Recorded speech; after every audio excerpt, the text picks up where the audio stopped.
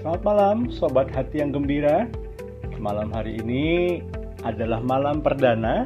Kita akan mengadakan talk show Instagram Live dengan judul Yes, Young Executive, Young Entrepreneur Sharings, di mana setiap hari Rabu kita akan menghadirkan eksekutif muda, pengusaha muda yang punya pengalaman-pengalaman yang saya yakin sobat-sobat hati yang gembira pasti pengen belajar supaya bisa diberi motivasi, supaya bisa diberi inspirasi bagaimana jatuh bangunnya teman-teman yang merintis bisnis dari nol.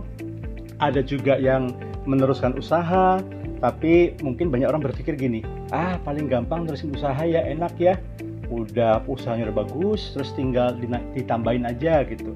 Atau dia mengatakan begini, lebih enak jadi karyawan aja, udah nggak usah capek-capek, nggak usah repot-repot, tinggal terima gaji gitu ya. Tapi ada juga yang mengatakan begini, ada lagi yang bilang begini, kalau sudah mapan, udah enak, nggak usah pindah-pindah lagi deh. Pokoknya lagunya ku ingin tetap di sini gitu ya. Udah enak kok, udah PW, udah posisi enak gitu ya. Padahal belum tentu seperti itu loh sobat hati yang gembira. Karena setiap minggunya nanti setiap hari Rabu jam 7 malam kami akan menghadirkan sobat-sobat muda, pengusaha muda, eksekutif muda dengan segudang jatuh bangunnya mereka, naik turunnya, perjuangan mereka, pergumulan mereka dalam membangun bisnis, dalam berkarya di perusahaan. Karena baik jadi pengusaha maupun jadi eksekutif, masing-masing punya tantangannya sendiri. Nah, saya mau invite tamu spesial gitu ya. Dia tuh muda, masih muda lah ya, generasi milenial lah gitu ya. Kalau nggak salah sih udah 30-an something lah gitu ya. Tetapi di usia masih muda ini sudah dipercaya untuk memimpin sebuah perusahaan yang cukup besar dan ekspansi kemana-mana. Tapi sama halnya dengan banyak perusahaan yang hari-hari ini ya, ketika after pandemi COVID-19 ini, mereka juga bergumul gitu ya. Nah, kita akan belajar sama-sama bagaimana pergumulan seorang pengusaha muda yang pasti luar biasa. Sobat-sobat daripada hati yang gembira pasti akan diberkati. Saya akan invite Bro Lius atau Kolius gitu ya. Malam Bro Lius. Hey. Pak Himawan, apa kabar? Baik. Halo, Waduh. halo. Selamat malam sobat hati yang gembira. Iya. Saya yakin teman-teman sobat hati yang gembira sudah nggak sabar mau ngikutin bincang-bincang kita. By the way, you look great, bro. You look great as always, gitu ya. Thank you. Long time no see ya, lumayan kita lama nggak ketemu ya. Lama nggak ketemu, tapi kayaknya makin muda nih, bro nih. Rahasianya apa sih, bro? Harus ya. Biar kayak Pak Himawan. Oh gitu ya? Enggak lah. Kalau saya sih jangan bilang-bilang ya. Saya udah masuk generasi oversecond maksudnya. Iya. Tapi Bro Lius, ngomong-ngomong gini nih, mungkin bisa kita awali dulu dengan cerita singkat dari Bro Lius gitu ya. Bagaimana tentang usaha yang saat ini sedang dihandle oleh Bro Lius gitu ya.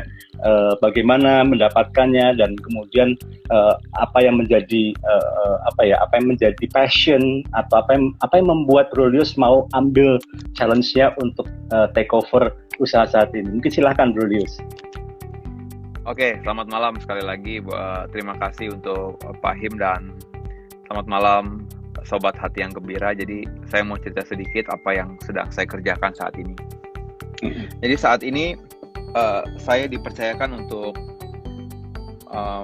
mengurus sebuah perusahaan yang bergerak di industri cat dan dekorasi, paint and decoration ya. Jadi kita memproduksi cat dekorasi, turunannya banyak, cat tembok, cat minyak, cat kayu, waterproofing, banyak sekali lah, cat genteng, cat sinkromat dan sebagainya. Jadi banyak banget kita produksi, kurang lebih ada hampir 20 item dengan banyak turunan merek.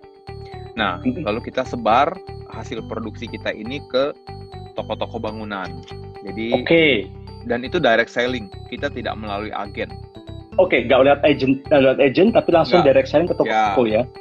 Jadi So, did you kita go all the way ke toko satu-satu atau ada of course ada staffnya sendiri lah ya untuk itu ya. ya, jadi sistemnya adalah kita punya cabang di beberapa daerah yang sudah kita choose, yang kita lihat perkembangan setiap daerah itu bagus, kita mungkin akan mulai usaha di situ gitu. Saat ini perusahaan sudah sekitar 19 cabang. Perusahaan sudah sekitar 19 cabang. Wow. Kita sudah ada sekitar 400, hampir 450 karyawan saat ini. Wow. Dengan jaringan distribusi hampir sekitar 25.000 toko lah, kurang lebih gitu. Dan berkembang jadi 19 cabang, 450 karyawannya, apakah sejak pertama kali Brolius mulai take over atau sejalan dengan perkembangan Brolius mulai take charge, mulai berkembang gitu? Gimana? Oh enggak. Jadi perusahaan ini sebenarnya sudah 22 tahun. Saya adalah generasi kedua di perusahaan ini. Oke. Nah, saya sendiri mulai aktif di perusahaan ini sekitar 10 tahun yang lalu lah ya. Kurang lebih saat itu umurnya masih 20-an something. Sekarang sudah 30-an something. Sudah di ujung akhir milenial, Pak Him. Oh gitu ya? Ya, nggak kelihatan, tapi kalau ngaku 25-an masih banyak yang percaya pastilah. Oh iya. Kadang saya juga suka ngaku gitu.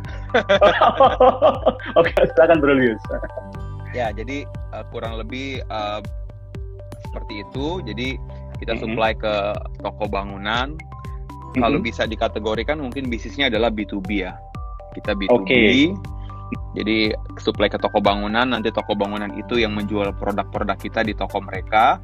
Nanti end user atau consumernya yang membeli dari toko-toko bangunan. Wow. Nah, kurang lebih secara garis besar begitu. Seperti itu ya. Tapi Brolius kan, apakah Brolius selalu, tadi ada bilang 19 cabang ya? Terus mungkin di berapa daerah mungkin? 30, 20? Kita sih sudah merata ya, mulai dari ujung Sumatera sampai dengan Jawa Tengah. Lalu kita ke Sulawesi ekspansinya. Wow, luar biasa. Sudah lumayan merata. Kalau dari Sumatera dan Jawa sudah mulai merata. Gitu ya. Pasti sebelum pandemi, setahu saya nih terakhir kita ketemu ya, ini minggu ini ada di mana, minggu berikutnya ada di mana gitu ya. Terus di mana? Terus tapi di tengah-tengah itu semuanya masih bisa terlibat dalam sebuah komunitas, masih bisa juga membangun keluarga. Ini luar biasa sekali. Nah, tapi sebelum saya mulai bicara soal keluarga, mulai bicara soal hal yang lainnya gitu, Brolius ya. Apa kesulitan utama atau tantangan utama ketika Brolius mulai take charge lah di usaha ini? Kalau boleh sharing. Ya, jadi gini Pak Him, waktu saya memulai terjun dalam bisnis ini, usia saya saat itu sekitar 23-an. Wow. 23 tahun. Bayangkan seorang anak muda 23 tahun, saat itu saya sudah married ya. Saat itu saya sudah menikah.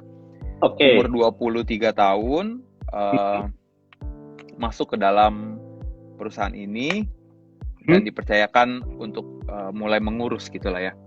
Bayangkan anak muda yang tidak ada pengalaman, bohong. Kalau saya bilang bahwa saya punya pengalaman, saya hebat, itu bohong banget. Saya tidak punya pengalaman apa-apa karena saya tidak pernah bekerja di perusahaan lain. Jadi setelah lulus kuliah dan nggak terbayang akan take over this company juga gitu ya. Ya, saat itu memang secara idealisme pengennya sih coba dulu kerja di tempat lain. Cuma saya berpikir bahwa saya bekerja di tempat lain mungkin butuh waktu 5 tahun gitu, 4 tahun, lalu saya balik lagi ke perusahaan ini. Kalau saya mulai langsung di perusahaan ini 4-5 tahun ke depan, mungkin saya sudah menguasai alur perusahaan ini seperti apa. Jadi saat itu saya decide untuk ya udahlah, kita bergerak di bisnis ini aja gitu. Saya nggak punya pengetahuan apa-apa, saya juga orang yang minim pengalaman. Nggak mungkin bohong kalau ada orang 23 tahun bisa memimpin perusahaan dengan hebat dan baik, nggak mungkin. Tapi saat itu saya cuma punya satu prinsip yang saya pegang sampai hari ini. Jadi kita boleh mulai segala sesuatunya dari nol, tapi tidak boleh mulai dengan tangan kosong. Coba. Ini prinsip bagus ini. Ini kalau seandainya di IG ini bisa dikasih highlight, dikasih lampu, penting banget ini. Kita boleh tidak punya pengalaman segala. Jadi saya berprinsip bahwa kita boleh memulai segala sesuatunya dari nol, tapi kita nggak boleh mulai dengan tangan kosong. Mantap. Boleh mulai sesuatu dari nol, tapi tidak boleh dengan tangan kosong. Wow. Ya. Bisa di-explain sedikit nggak nih, Bro? Ya kan banyak teman-teman semua mungkin sahabat hati yang gembira suka juga dengar bahwa memulai usaha baru gitu ya, boleh aja. Nggak punya pengalaman mungkin, belum punya modal yang cukup mungkin, sama saja mulai dari nol. Boleh, itu sah-sah saja. Tapi jangan sampai biarkan Anda memulai dengan tangan yang kosong. Maksudnya tangan yang kosong itu tetap Anda harus mempersiapkan segala sesuatunya. Misalnya ilmu dan pengetahuan yang berhubungan dengan bisnis yang mau kita kerjakan. Itu contoh paling minim tuh. Jadi jangan udah nggak punya apa-apa, tapi nggak ngerti apa-apa gitu. Waduh, itu ibaratnya nyebur kolam, tapi nggak ngukur dulu ya dalamnya berapa. Terus juga kita sendiri juga nggak punya skill renang dulu gitu ya. Itu ada istilahnya tuh bonek tuh bondo nekat. Gitu. Surabaya dong. Ya, jadi gitu. Yang saya lakukan saat itu adalah ya saya banyak belajar. Saya banyak belajar dari buku. Saya banyak bertanya dengan orang-orang yang lebih senior dari saya, pendahulu saya, dan saya orang yang benar-benar rasa haus, tingkat keinginan untuk belajar itu tinggi banget, selalu haus untuk mau belajar. Itu prinsip saya. Memang gue nggak punya apa-apa, saya nggak punya pengalaman, saya juga nggak punya ilmu yang tinggi, makanya saya harus mempersiapkan diri saya gitu loh.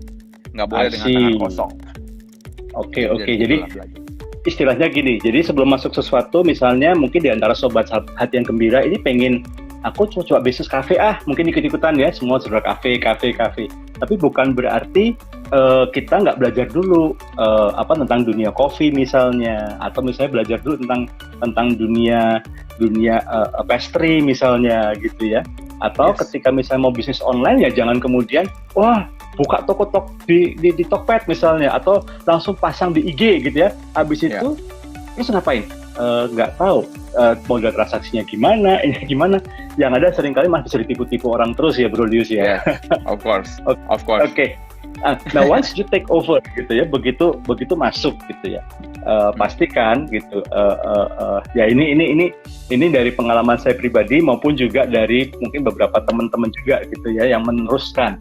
Karena bagaimanapun juga mulai dari nol itu ya memang ada pressure-nya. Tapi kalau melanjutkan sesuatu yang dirintis orang lain itu juga ada pressure sendiri. Ada pressure yang namanya komparasi, comparison gitu ya. Apalagi ketika seseorang kita gitu ya masuk dan kita sudah mau melanjutkan, terus kita lihat, terus kita membuat beberapa perubahan, pasti reaksi pertama akan ada tuh resistance. Kalau boleh Bro Lius share gitu ya, semoga ini diantara yang nonton ini nggak ada dari itu ya, nggak ada dari ring Bro Lius ya. Tapi ada pun nggak apa-apa kok. Oke. Gimana Bro Lius waktu itu? How you manage to melewati hiu-hiu gitu, berenang melewati hiu-hiunya ini? Saya ini termasuk orang yang bersyukur, Pak Himawan. Saya dalam kondisi yang dimana waktu saya dipercayakan untuk take over atau belajar untuk memimpin perusahaan ini, pendahulu saya itu orang yang sangat secure menurut saya. Oke. Saya berharap dia juga mungkin nonton live IG ini, saya juga nggak tahu. Tapi saya diberikan kepercayaan penuh. Artinya mungkin karena dia tahu mungkin saya seperti apa, dan saya bersyukur dia beberapa orang yang saya kenal kalau melanjutkan bisnis keluarga atau dari second generasi suka ada barrier kan, mau melakukan ini ditolak, mau melakukan itu ditolak. Nah, yang saya alami, saya berusaha meyakinkan dengan apa yang saya miliki dan dia bisa terima. Legowo lumayan lancar nih. Jadi prosesnya sampai dengan akhirnya dia benar-benar bisa legowo gitu loh untuk kasih ke kita.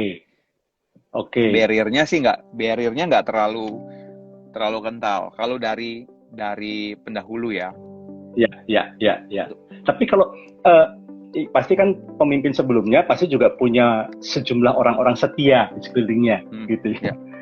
Maybe some of them punya ekspektasi juga gitu ya pasti, dan tiba-tiba Bro Lius yang take over. Apakah juga ada resistance dari yang lainnya? Ini kalau saya boleh sedikit lebih ini. Menurut saya ada, tapi tidak terlalu signifikan ya. Karena yang saya lakukan adalah saya berusaha adjustment. Nah ini proses take overnya atau overlapnya yang kadang-kadang beberapa generasi kedua atau generasi ketiga itu miss. Mau mengadakan sebuah perubahan tapi seperti mematahkan besi gitu loh. Harusnya tidak boleh seperti itu menurut saya. Harus benar-benar smooth. Itu aja sih. Saya mulai rangkul, saya mulai ngobrol dengan mereka. Sampai detik ini tidak ada orang-orang lama yang memang keluar karena tidak cocok sama saya. Nggak ada. Tidak ada sampai saat ini. Tidak ada. Wah, ini lesson yang sangat penting nih ya buat sobat hati yang gembira yang mungkin apakah sedang lagi mulai untuk take over atau sudah mulai dikasih woro-woro nanti bentar lagi gitu ya kamu yang take over. Nah, kebanyakan kalau di tempat-tempat lain tuh kan ada yang langsung jalannya sepeda tuh, langsung agak ngambang dikit jalannya tuh langsung tuh. Terus langsung yang mau gantiin bentar lagi gitu ya, mau menunjukkan bahwa saya ini punya kuasa gitu ya. Terus nyanyinya juga gitu, ku diberi kuasa gitu kan untuk Nah, tapi ternyata nggak boleh gitu ya. Tadi justru harus approach dan mungkin juga pasti saya yakin Bro Lius juga ketika menghadapi mungkin juga orang-orang lama yang lebih senior, Bro Lius juga menempatkan diri sebagai seorang muda yang mau belajar juga dari mereka. Mungkin gitu ya Bro Lius ya. Ya, saya orang yang sangat mau belajar, Fahim. Saya orang yang sangat mau belajar. Jadi saya tidak ragu untuk bertanya. Bahkan saya buat sebuah aturan di kantor. Jadi gini, siapapun boleh ketuk pintu ruangan saya. Mau Anda dari level atas sampai mohon maaf level bawah pun, kalau Anda ingin benar-benar mau ngobrol sama saya tidak pernah batasi. Ayo silahkan. Artinya pintu itu memang saya buka untuk kita bangun. Makanya kalau perusahaan saya itu terkenal banget dengan value kekeluargaannya. Family-nya sangat kental. Kita bisa makan bareng. Kadang-kadang saya suka spontan ngajakin staff, yuk kita hangout di sore ini, yuk kita nonton bareng, yuk kita makan di sini. Itu dengan spontan bisa saya lakukan dan itu hal yang lumrah untuk saya bisa makan bareng sama mereka. Berapa kali kita hangout, kita nonton bareng, itu hal yang lumrah kalau di perusahaan kami. Iya, saya personal. Sorry, gimana bro? Apa? Karena go ahead. Jadi karena sebenarnya pada dasarnya sistemnya kan nggak salah. Oke. Saya tidak percaya ada sistem yang salah sih di perusahaan. Yang ada dalam kamus saya adalah sistem itu tidak cocok. Bukan salah, tapi tidak cocok. Lesson penting ini, Sobat Hati yang Gembira. Tidak ada sistem yang salah untuk sebuah perusahaan. Yang ada nggak cocok. Luar biasa. Ini menurut saya ya.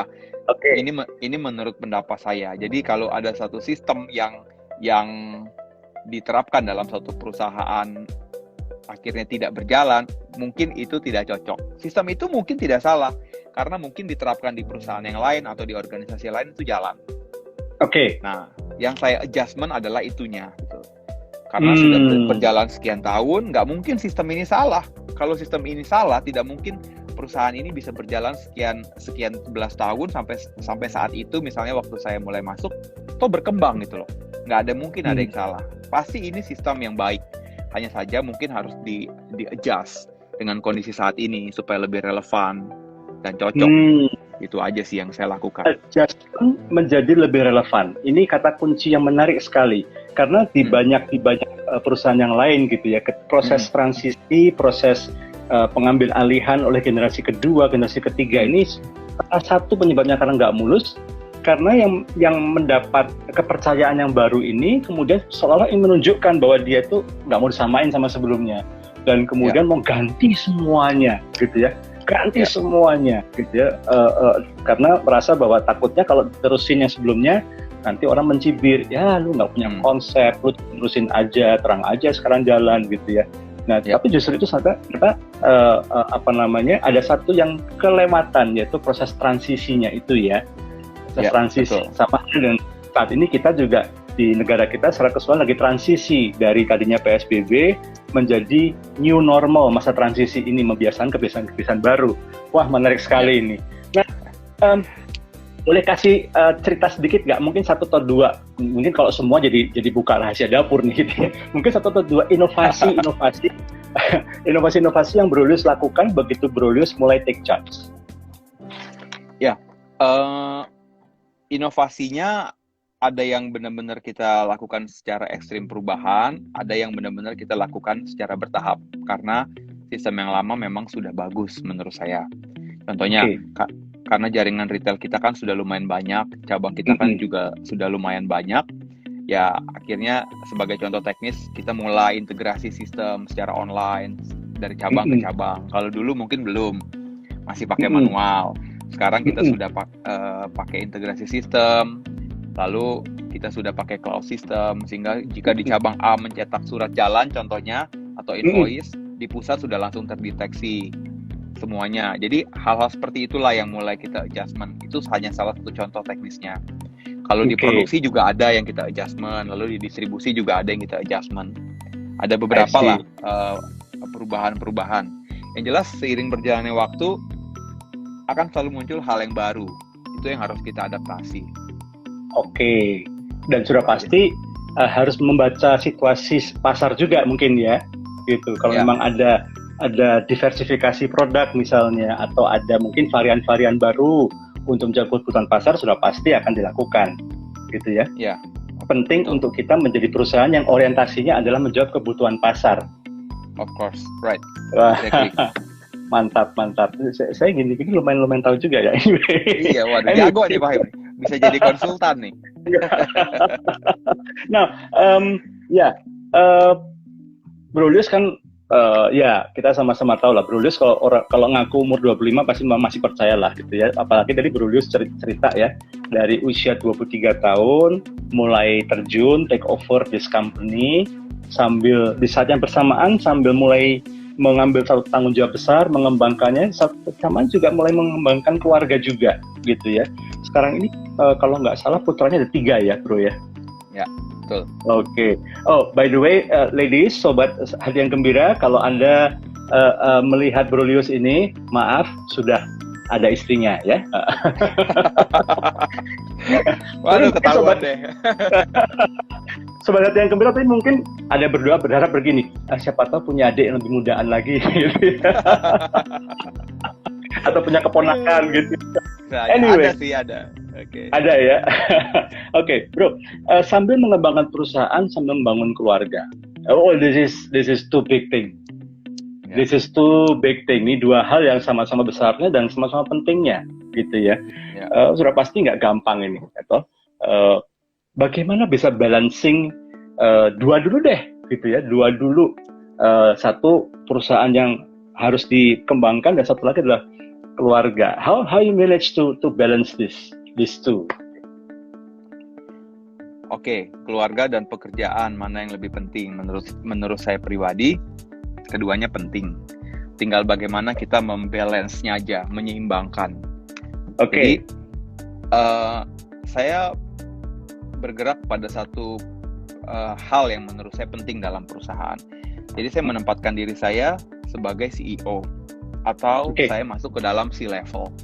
Nah, kalau C-level itu menurut saya pekerjaan utamanya adalah memikirkan hal-hal yang strategis, membuat keputusan yang penting dan mengarahkan perusahaan ini mau kemana gitu. Jadi saya tidak mau atau cukup menghindari pekerjaan yang bersifat teknis, bersifat operasional, sehingga sebenarnya saya punya waktu lebih untuk memikirkan hal-hal yang strategis. Nah, itu yang harus penting. Nah, kebanyakan adalah yang saya tahu nih, saya tidak mau menghakimi atau menjudge sesuatu itu salah. Ini hanya dari sisi pandangan saya. Mungkin salah, mungkin benar, tapi ini dari pandangan saya aja. Nah, kebanyakan orang di C-level, mereka melakukan hal-hal yang teknis. Ada beberapa teman saya yang mereka walaupun CEO, tapi tetap terjun melakukan hal-hal yang sebenarnya mereka bisa delegasikan. I see. Gitu loh. Kalau dari sini saja udah miss, udah salah, menurut saya ngatur waktu sama keluarganya udah pasti berantakan. Dan bagaimana mereka punya waktu kalau hal-hal yang harusnya bisa mereka delegasikan, mereka tetap masih kepo untuk turun. Ya, tapi kadang-kadang ada berkilah begini nih Bro Lius. Saya bukannya nggak percaya, tapi memang belum ada orang yang bisa ngikutin standar kualitas pekerjaan yang saya mau. Nah, kalau gitu gimana Bro Lius? Ya, memang tim harus dibangun sih Pak Him. Saya tidak percaya tim ditemukan. Tim itu harus dibangun. Oke. Nah, kalau Anda merasa belum ada, ya mulai bangunlah dari sekarang. Kalau nggak, sampai kapanpun nanti Anda nggak akan pernah ketemu. Tidak ada orang yang baik, ada orang yang cocok, yang chemisnya nyambung, itu dalam waktu 1 hari. Betul ya? Semua orang tahu untuk segala sesuatu yang mau cocok, itu pasti butuh proses. Nah, kalau mulai dari sekarang tidak dilakukan, dan berharap suatu ketika datang orang penolong yang bisa handle semua pekerjaan kita tanpa kita bangun hubungan sama dia, itu mustahil banget. Saya nggak percaya hal itu. I see. Jadi kalau kita nggak mulai kasih kepercayaan, nggak mulai bangun hubungan sama tim, biarkan mereka bekerja dengan ranah yang sudah ditetapkan, walaupun tanggung jawab tetap milik kita, sampai kapanpun nggak akan pernah bisa. Jadi pembahasan itu nggak akan ada habisnya sebenarnya menurut saya. Oke. So, in the meantime, sambil ngembangin bisnis and then family, gitu ya. Apakah di saat yang bersamaan ini, apa yang Bro Lius ceritain di sini, Bro Lius juga share ke istri? Maksudnya supaya istri juga ngerti perjuangannya Bro, plannya ke depan seperti apa, supaya dari pasangan gitu ya bisa juga adjust ekspektasinya. Gimana Bro? Nah ini pertanyaan menarik nih. Jadi gini, kalau di perusahaan itu ada yang namanya shareholder, ada yang namanya stakeholder. Oke. Shareholder kita kategorikan sebagai pemegang saham. Stakeholder adalah orang-orang yang berkepentingan terhadap perusahaan itu. Misalnya karyawan, supplier, dan customer misalnya. Nah, kalau dalam kamus saya punya satu stakeholder lagi. Namanya istri. Oh, wow. By the way, tapi ini bukan karena istri lagi nonton ini, bukan ya? Ini memang benar kayak gini ya? Iya, benar. Jadi istri saya itu hampir 100% tahu pekerjaan saya. Dia tahu pergumulan saya, dia tahu apa yang saya lakukan, dia tahu besok saya mau kemana, dia tahu schedule saya, dia tahu kapan saya keluar kota. Jadi dia punya kepentingan terhadap bisnis pekerjaan saya. Sehingga ini memudahkan saya jika terjadi sesuatu dalam perusahaan, misalnya ada sedikit trouble, ada masalah yang harus saya kerjakan, saya dengan mudah untuk komunikasi sama dia. Istri saya sangat tahu. Saya selalu cerita, saya mau ini, saya mau beli ini, saya mau jual ini, saya mau kesini. Dia exactly tahu. Secara garis besar dia sangat tahu gitu loh. Itu memudahkan saya untuk saya kolaborasi antara waktu dalam pekerjaan saya dan dalam waktu keluarga saya. Misalnya, ini adalah waktu keluarga. Misalnya ini hari Minggu contohnya ya. Secara logikanya, secara teorinya ini adalah waktu keluarga. Tapi misalkan ada hal benar-benar urgent yang mengharuskan saya terjun ke lapangan atau ke kantor yang harus saya hadir, tidak bisa didelegasikan. Saya mudah bilang sama istri saya, Mi tolong handle dulu ya keluarga, tolong handle ajak main ya anak-anak. Karena saya harus ke kantor, ada pekerjaan ini yang harus saya selesaikan. It's very easy for me untuk discuss sama dia gitu loh, karena memang dia tahu. Iya. Kalau urgent ya urgent, kalau enggak ya enggak gitu loh. Jadi saya punya satu stakeholder lagi namanya istri. Berarti termasuk sebelum Bro Lius memutuskan untuk mengambil tanggung jawab ini, waktu itu istri atau waktu itu mungkin masih calon istri ya, aware juga ya bahwa Bro akan ambil responsibility ini, akan kira-kira sesibuk apa, dia juga aware ya? Tahu. Wah, mantap ini sobat setia hati yang gembira. Jadi ini penting sekali. Apapun bisnisnya, kalau Anda punya pasangan, atau meskipun calon pasangan, baru calon pasangan tapi yang sudah cukup serius, yang akan mengarah ke pernikahan, sebaiknya memang langsung dilibatkan dari awal. Nah, dilibatkan dari awal, lalu kemudian juga keterbukaan tadi, di kata kuncinya bagus sekali, sehingga itu memudahkan kalau pasangan kita bisa membantu untuk memberikan masukan, atau at least banget adalah bisa memahami bahwa ada waktu-waktu di mana suami atau istri terkasih memang harus konsen dalam pekerjaan. Tapi ada pertanyaan menarik ini dari salah satu viewers kita ya, Ibu Krisna Dewi Maharti. Kalau seandainya nih gitu ya, udah tahu nih, pasangan udah tahu pergumulan kita, perjuangan kita semua udah tahu. Tiba-tiba in one occasion gitu ya, ini lagi genting-gentingnya, tapi tiba-tiba pasangan kita nggak setuju, nggak support, gimana? Brilliant. Oke, untuk jawab pertanyaan ini sebenarnya harus tahu sejarahnya. Saya nggak bisa langsung jawab bagaimana atau bagaimana caranya. Cuma saya mau kesaksian atau sharing aja dari apa yang saya alami. Mungkin bisa menjawab pertanyaan Krisna Dewi. Jadi saya itu entah ya, jadi saya percaya istri itu penolong, Fahid. Saya percaya istri itu penolong. Ada beberapa hal, keputusan penting yang mau saya ambil, baik itu mulai satu bisnis ataupun bisnis yang sudah jalan tapi ada satu keputusan yang harus diambil, saya sering cerita sama istri dan hampir selalu. Nah, uniknya, saya nggak mau bilang anehnya nih, tapi uniknya, beberapa keputusan yang saya ambil berdasarkan setelah sharing sama dia, itu setelah saya ingat-ingat hampir selalu benar loh. Saya nggak tahu ya. Jadi misalnya masukan dari istri ini ya maksudnya ya. Iya. Saya mau misalnya mau create usaha baru gitu dan dia bilang doa dulu misalnya gitu ya, atau setelah berdoa kita diskusi ngobrol, dia bilang ini orangnya gini loh.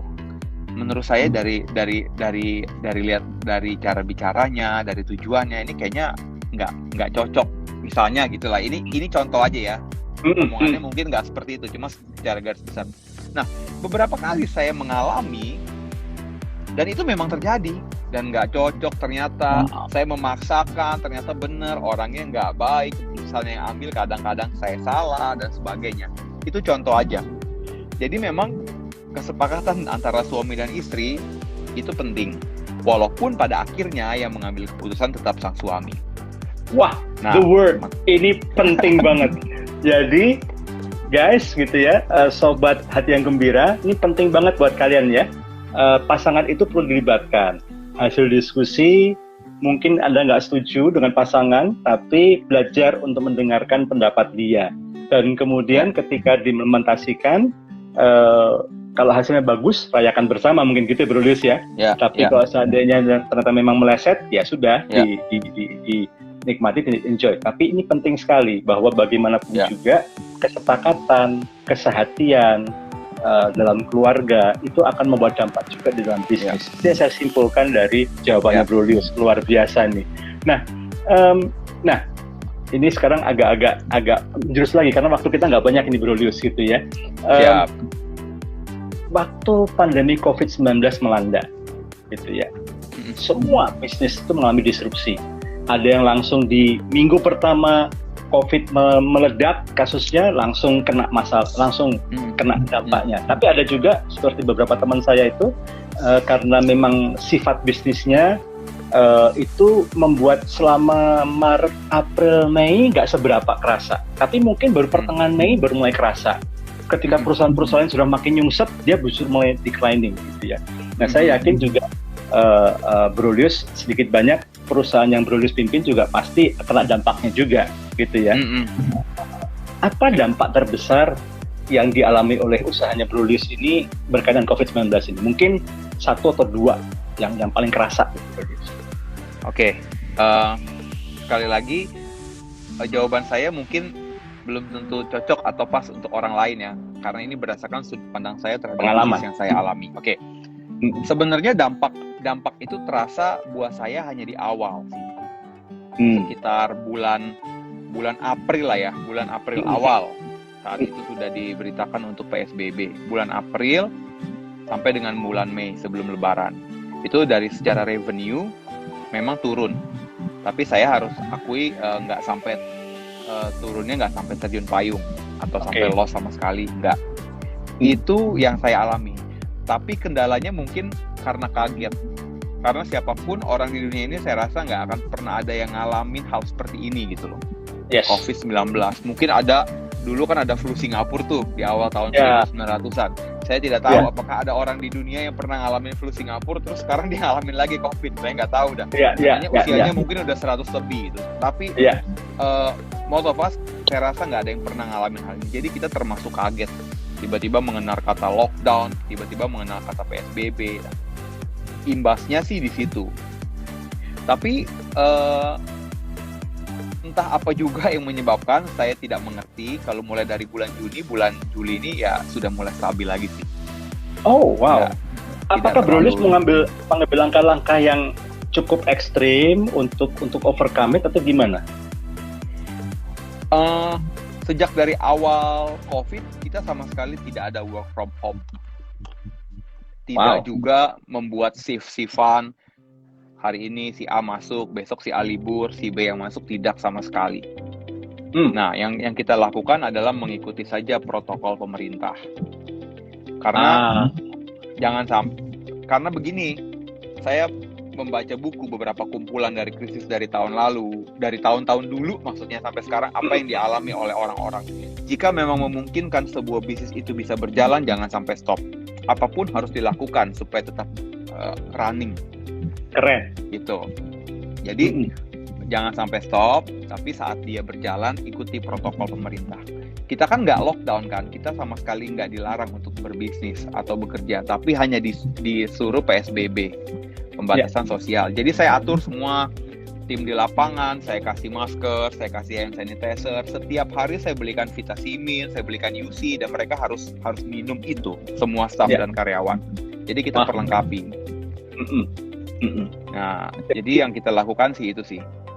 Jadi tidak melakukan pengurangan, tidak melakukan penghentian sementara, tapi betul-betul justru adalah memperkuat daya imun, kemudian protokol-protokol diikutin gitu ya.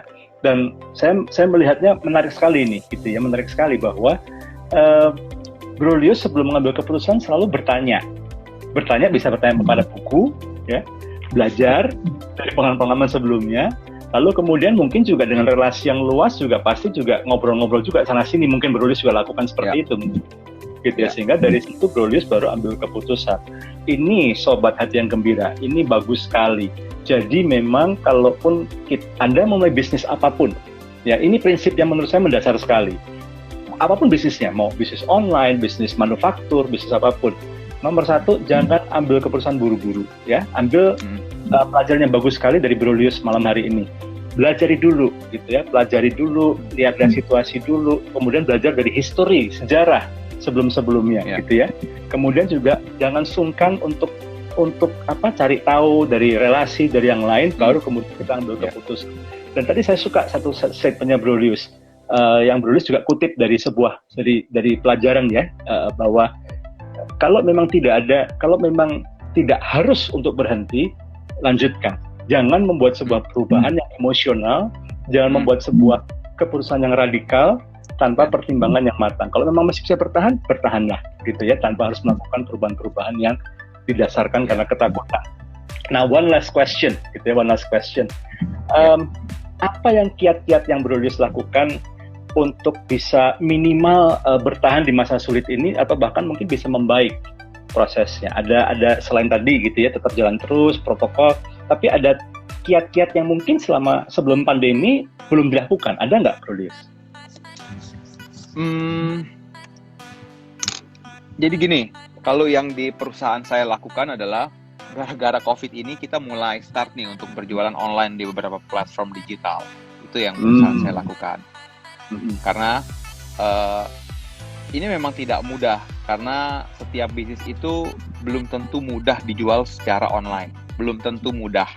Banyak yang bisa, tapi banyak juga yang tidak mudah. Karena berkaitan dengan ukuran barang, berat barang, dan sebagainya. Nah, di masa-masa seperti ini, saya terus encourage tim nih untuk melakukan hal-hal yang lebih inovatif dan strategis. Contohnya kita mulai berjualan online, lalu kita, saya selalu bilang ke mereka, kita harus bekerja 2 kali lebih ekstra dari yang lainnya. Karena ini terbukti nih, ini sedikit bocoran nih Pak Im. Iya. Di lapangan saat PSBB, itu banyak perusahaan, kompetitor, atau perusahaan lain lah, pada umumnya mengurangi karyawan. Pertama mungkin karena PSBB, tidak bekerja, atau yang kedua untuk potong kos. Ya. Bisa jadi. Nah, justru saya nggak lakukan. Saya tidak lakukan. Yang saya lakukan adalah kalian tetap ke lapangan ya. Kalian bekerja, terus ekstra bekerjanya ditingkatkan, tapi saya tetap perlengkapi nih. Pakai masker, hand sanitizer, saya kasih sarung tangan, saya kasih vitamin. Alhasil, revenue atau tagihan yang collection yang kita terima malah justru bagus gitu loh. Karena mungkin orang-orang lain, kompetitor itu banyak yang salesman-nya malah di rumah, tidak ada di lapangan. Justru kita malah melakukan hal yang sebaliknya. Jadi misalkan kalau toko bangunan itu mau bayar untuk 3 supplier, karena 2-nya nggak ada, cuma dari perusahaan kami misalnya yang ada, ya akhirnya kamilah yang dibayar. Ya, dan itu menurut saya hal yang kita terapkan, langkah yang kita ambil, dan menurut kami tepat gitu loh. Ini sudah kita perhitungkan dengan para leaders di perusahaan bahwa kita tetap gerak, nggak boleh stop. Biarin, justru pas mereka stop, kita tetap gerak. Karena toko bangunan, customer kami itu buka. Jadi biarin aja orang lain pada di rumah, salesman-nya dirumahkan, atau karena PSBB kita tetap masuk. Yang penting protokol kesehatan dijaga. Akhirnya kita tetap dapatkan hasil gitu. Wah, terus saya juga berusaha untuk kasih contoh. Maksudnya gini, saya suruh mereka tidak WFH. Saya suruh mereka masuk kerja, baik staff di kantor maupun staff di lapangan. Ya saya juga harus masuk. Jangan sampai mereka, bosnya takut, pemimpinnya takut, corona, kita disuruh masuk. Menurut saya itu agak sedikit nggak fair. Ini menurut saya ya, itu dari sisi saya. Jadi akhirnya saya pribadi, misalnya dulu setiap hari ke kantor. Sebelum lebaran ya saya tetap ke kantor, walaupun 2 atau 3 hari saya tetap ke kantor gitu. Jadi mereka ngelihat nih, wah dia aja datang, Pak Lius aja datang ke kantor untuk sama-sama kita bekerja gitu loh. Kok kenapa gue mesti khawatir gitu loh? Saya tetap datang, saya tetap buktikan bahwa kita mau menuntun, tidak hanya sekedar menuntut. Bagus. Seorang bos mungkin menuntut, tapi seorang pemimpin akan menuntut. Seorang yang bos yang mencari keuntungannya sendiri, dia hanya bisa pressure. Tapi seorang pemimpin yang bijak, yang justru punya fokus untuk menumbuhkan orang-orang di bawahnya, satu akan memberikan contoh, kedua akan memikirkan hal-hal terbaik buat orang-orang di bawahnya, bahkan memberi banyak kesempatan mereka untuk grow, gitu ya. Bro Lius, saya kalau ngobrol sama Bro Lius itu bisa sampai jam 12 malam ini, seru banget soalnya. Tapi sayangnya kita harus stop gitu ya. Tapi dalam mungkin 1-2 menit ini, ada nggak mungkin Bro Lius bisa share tips and tricks atau prinsip yang 1-2 yang sangat penting yang Bro Lius mau setiap sobat hati yang gembira yang mengikuti talk show kita paling nggak nancep sesuatu gitu untuk mereka bisa aplikasikan di hidup mereka. Apa Bro Lius? Oke, saya orang yang punya 2 prinsip dalam hidup. Yang pertama adalah fokus. Yang kedua adalah continuous improvement. Itu prinsip saya dalam hidup. Mengapa fokus? Karena untuk kita bisa mendapatkan hasil yang maksimal, kita tidak boleh bercabang dalam hal apapun. Dalam hal pekerjaan, dalam hal hubungan pertemanan, dalam hal membina bisnis maupun keluarga. Salah satu contoh fokus adalah fokus pada hal yang memang sedang kita kerjakan. Jangan sampai bercabang. Setelah kita memutuskan, oke, saya mau melakukan A, ya fokus melakukan A. A inilah yang kita kembangkan dengan terus meng-continuous improvement diri kita. Itulah yang saya pegang. Mungkin sobat hati yang gembira juga bisa lakukan hal yang sama.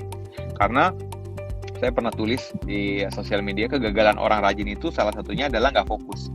Saking rajinnya, dia sampai mau melakukan segala yang dia bisa kerjakan. Waduh, saya kena tuh kayaknya Bro. Kalau Fahim bukan tidak fokus, memang multi talent, semuanya bisa. Gitu. Wah, keren. Oke, so 1 fokus apa yang mau dikerjakan. Kalaupun memang ada improvement atau ada pengembangan, tetap dalam core bisnis yang ada ditekuni gitu, Bro Lius ya. Saya tidak bilang tidak boleh expand ke atau diferensiasi ke bisnis yang lain, tapi make sure sebelum kita expand ke bisnis yang lain, item lain, pastikan bisnis yang sebelumnya sudah mantap atau stabil dulu. Itu prinsip saya. Kalau yang lain punya prinsip lain juga tidak apa-apa. Cuma saya meyakini bahwa kita nggak akan bisa gede, karena saya berpikirnya gini, mendingan punya 1 tapi jadi gajah ketimbang punya 5 tapi semua. Itu prinsip saya. Keren. Waduh, keren abis. Wow.